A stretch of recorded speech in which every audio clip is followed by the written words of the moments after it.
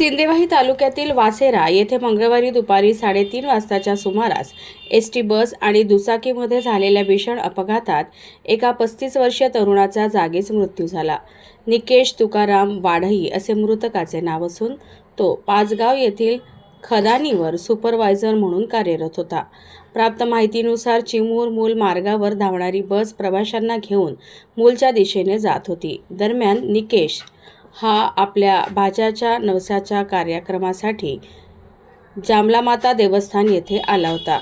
जेवणाला वेळ असल्याने तो दुचाकीने वासेरा गावाकडे येत असताना मामा तलावाच्या सांडव्यावरील नागमोडी वळणावर बस आणि दुचाकीची समोरासमोर जोरदार धडक झाली। ही धडक इतकी भीषण होती की निकेशचा जागीच मृत्यू झाला। बसमधील 60हून अधिक प्रवासी सुदैवाने थोडक्यात बचावले आहेत। मृतकाच्या कुटुंबावर दुःखाचा डोंगर कोसळला असून हळहळ व्यक्त करण्यात येत आहे। याच ठिकाणी झालेला हा 5वा अपघात असल्याने परिसरातील नागरिकांमध्ये तीव्र संताप व्यक्त होत आहे।